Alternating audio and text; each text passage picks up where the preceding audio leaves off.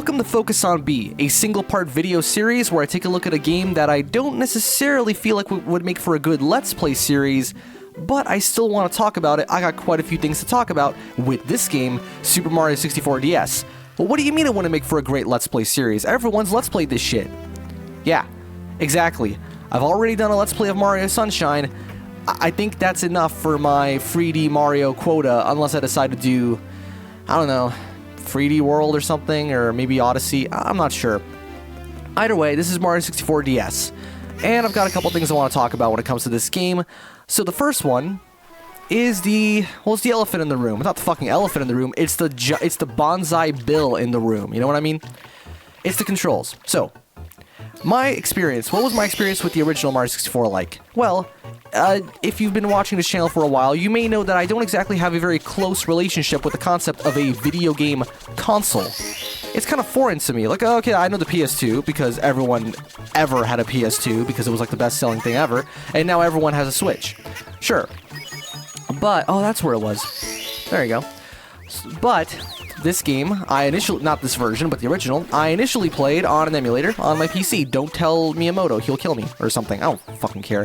You really expect people to buy a 30-year-old game system for your shitty fucking... Okay, it's not a shitty game, it's actually a very good game, but, you know, in the eyes of the contemporary, it kind of... whatever. So, do you really expect people to be playing with the original control method? No, of course. Now, most people will use an Xbox 360 controller, most likely, right? Is that it? Yes, it is.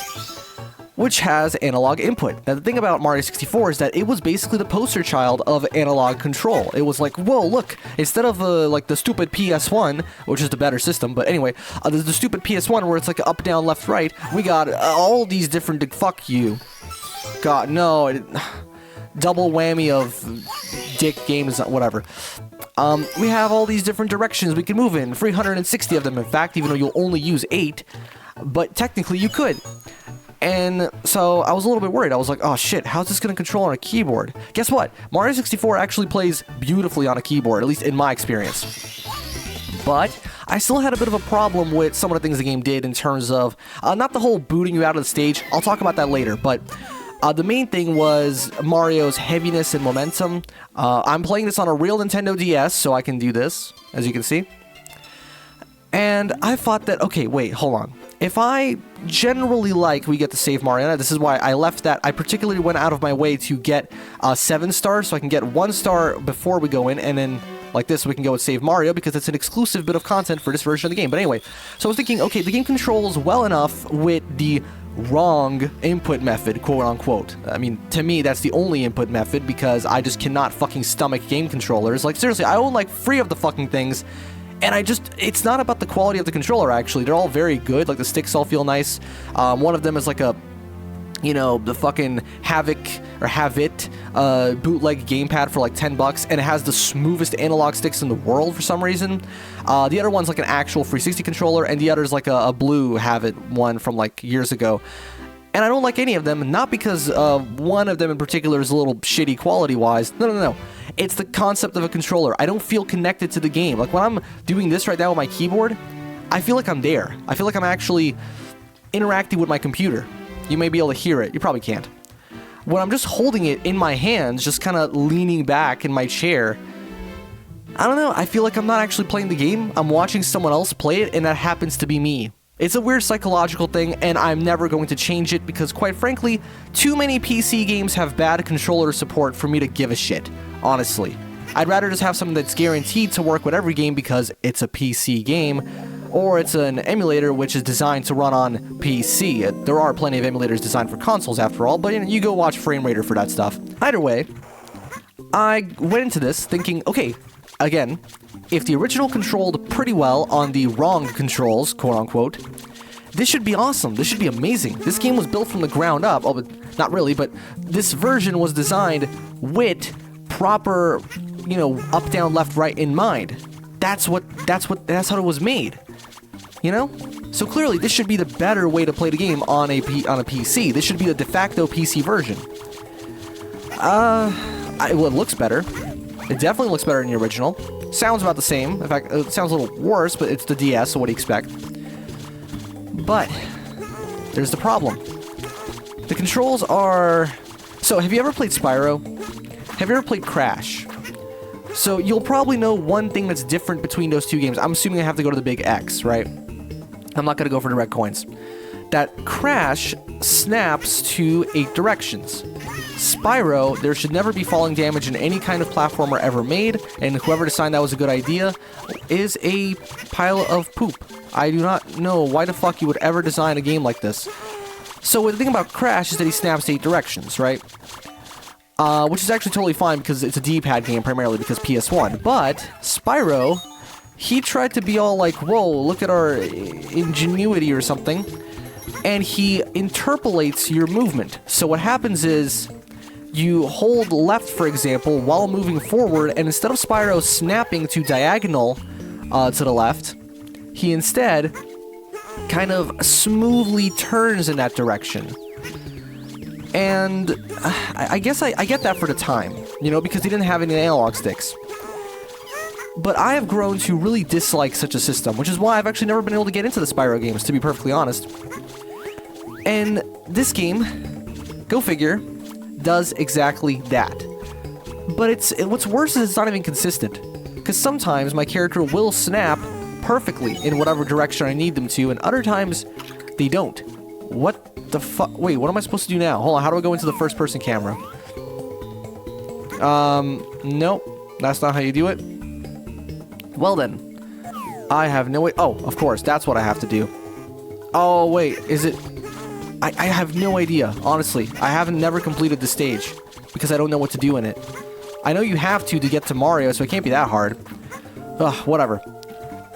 Let's fix the camera at least. Oh, there we go. There's the first-person camera. Oh, fuck you. Why would you snap out of it?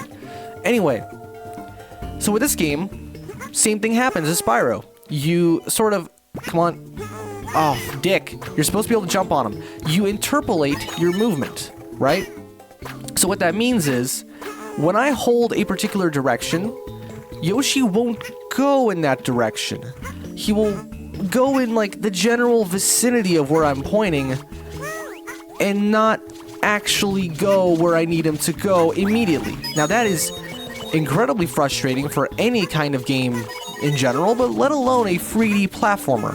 I swear, sometimes there are times when I wish this game had tank controls. I can't believe I'm saying that, but genuinely, sometimes that's how much it annoys me. I guess I have to talk to the bomb, right? We're peace-loving, but we don't like explosions at all. Okay, ISIS. You're not gonna...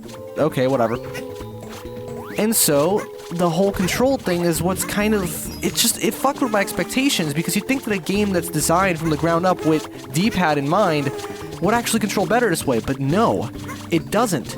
It's sloppy, it's slow, it's weird. And also the inclusion of a run button is completely pointless because, I mean, for fuck's sake, man, it's like...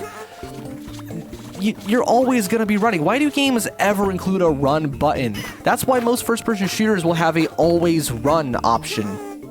Because you're just gonna always want to run. That's just how it... Whoa, what is this? Wait a second, but I can't go there because I'm not Mario. I can't do the wall jump. Okay, then. Well, I guess we're gonna have to figure out where to go from here. And so, what the fuck was I even talking about? I completely got sidetracked. Yeah, so the run button is completely unnecessary, if you ask me. There's some black bricks for the black brick bitch, known as Wario. I guess we're just gonna get the red coins. I'm just gonna get the red coins. Fuck it. Might as well do something. And so the whole game just has this very sluggish feeling, like the original game, which has been criticized for its controls. I feel controls fine, in terms of just the pure input from the player. Like, when I move Mario around the way that I want to, he moves the way that I want him to. Yeah, he'll occasionally do that kind of annoying 360 turnaround thing. Yeah, exactly what Yoshi just did right there. But that's more of just a product of the fact that it's like the first 3D game ever. It's actually not. It's like the 40th 3D game, but everyone says it's the first because reasons. There's way more 3D games before Mario 64. I mean, like, even 3D platformers, but whatever. Anyway, so I can kind of excuse that. But here, let's see. What's going to happen if I hold down? I do snap. Good. but I lose that precision. I lose that sense of really feeling like I'm actually in control of the Oh, you see? Just simple, basic movements become extremely difficult for me to pull off because I'm never actually telling Yoshi where to go. I'm giving Yoshi a set of instructions which he then has to parse. You know, it's like, okay, I want you to go that way, and then he makes up his own route in that direction. That's stupid. That's really fucking dumb, honestly. Wahaha, I'm no ordinary Goomba. I am the Goombas, the great Goomba. Okay, shut up. Just skip the fucking thing. We're gonna do it now. We're gonna unlock Mario, and it's gonna be all fun. And I do have other things to talk about other than just the controls. Don't worry, but the controls are the main thing because I feel so betrayed. Because here I was thinking that, oh yes, it's like the PC version of the game, right? It's gonna be even better. They're gonna make the controls even smoother. No, they made them worse. And I know some people do actually prefer having the controls interpolated. I don't understand that. I guess you would also like it. They're the same kind of people who like mouse moving in shooters. Yeah, that only works in stuff like Forsaken. Like in Forsaken, yes, absolutely. The mouse moving actually helps because of the way the game interpolates your movement either way. So it actually makes the game a little easier to play. Eat. There you go. Hopefully they can't, like, break out or something. Oh, what the fuck? Did I just shit him out? Oh, I turned him into an egg. How did that happen? Well, can I use this against him? I mean, I probably can. There you go. But you're gonna want to use at least one of them normally to, see, I'm scared to, like, do a long jump or something right now. There you go. Is he gonna do something? Beaten by a pipsqueak like you? How did that happen? Is just a Goomba's fate to lose? Yes, it is the prophecy of you to get your ass kicked by a dinosaur who doesn't do things the way he's supposed to. So, I don't actually mind the lack of, like, a little voice clip. That's not a big deal for me. Although Mario does look kind of spooked in that fucking thing. So now we can play as Mario. Yay! Cool. Let's go ahead and start the game proper now. There you go. Real Nintendo DS footage.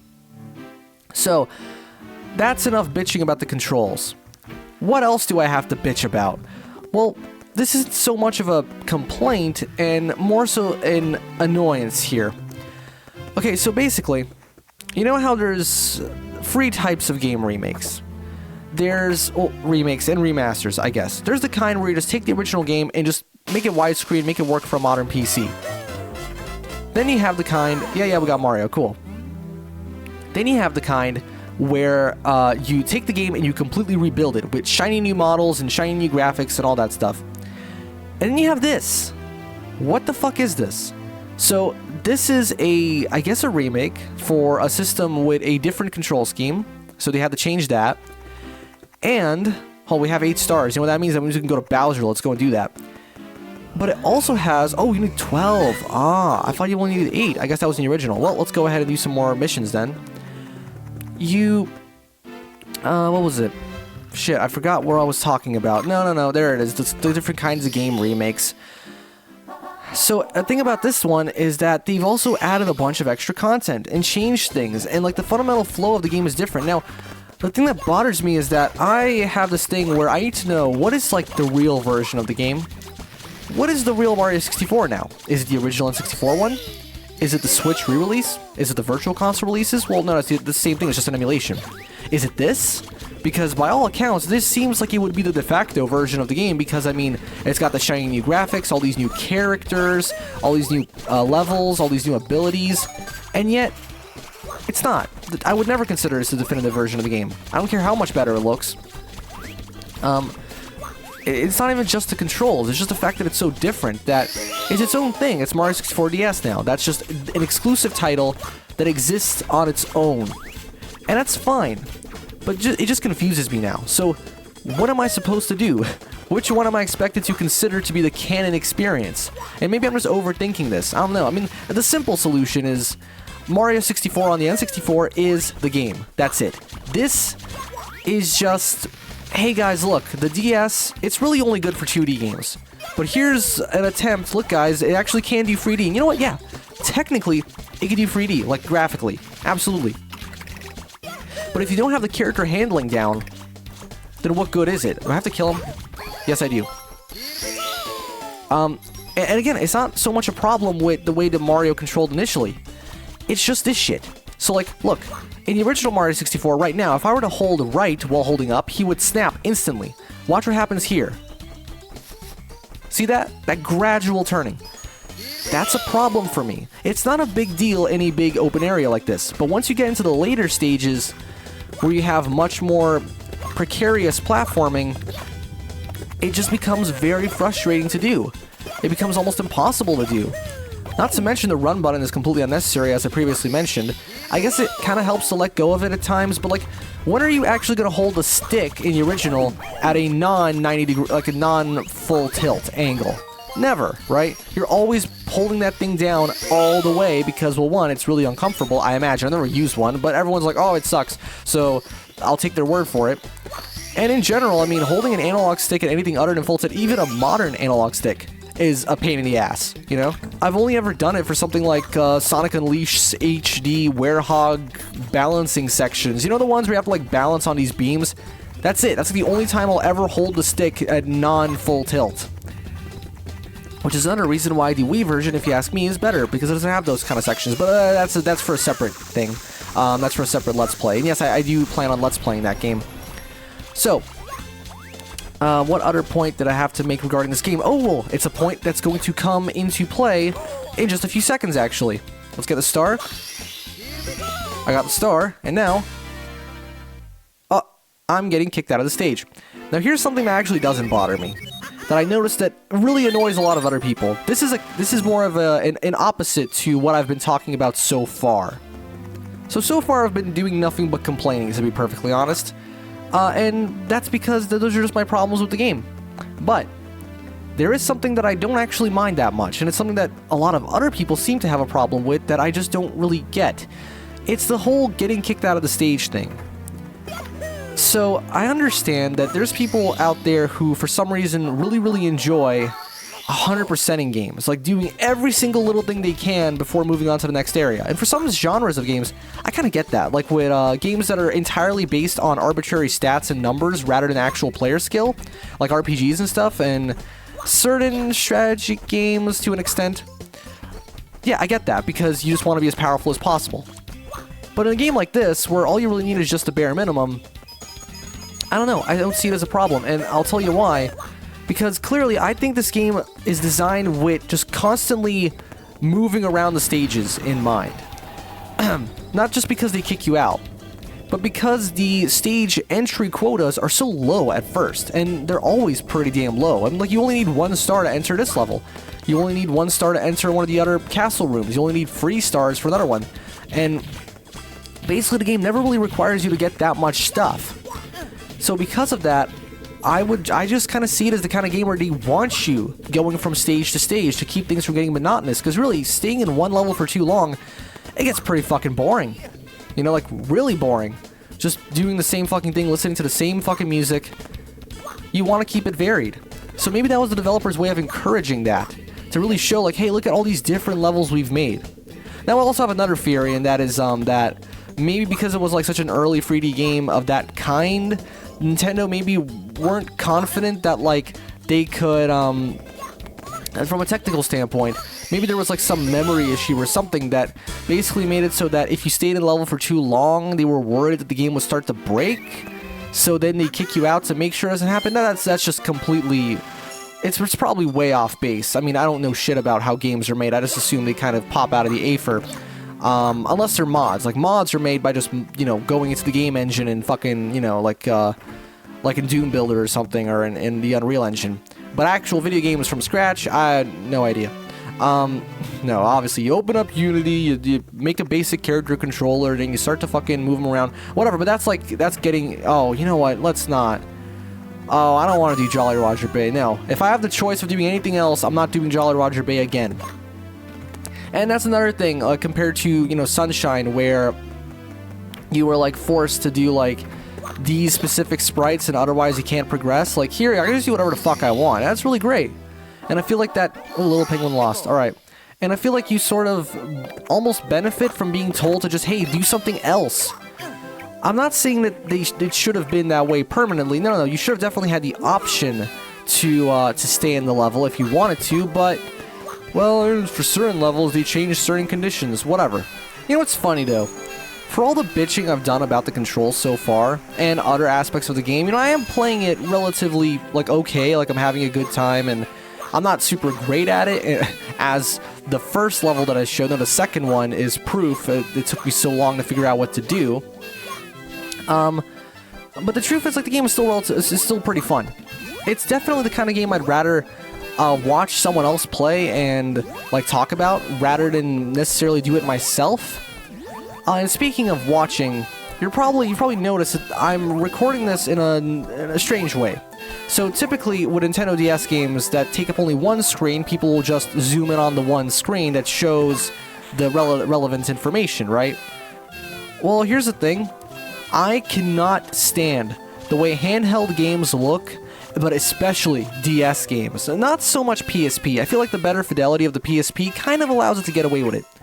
But with DS games, holy shit, like, I cannot stomach to look at a DS game that's been fully just scaled up, like one of the screens blown up to full screen. It looks terrible, honestly. And it's not even because of all the assets. Actually, the assets in this game look really great. I mean, they look damn near Wii quality. Well, I guess GameCube quality. You get the idea. They look really, really nice. Definitely a step up compared to the original Mario 64. No doubt about that. The texture work is also pretty good, and I do appreciate the fact that it's not, like, filtered or anything.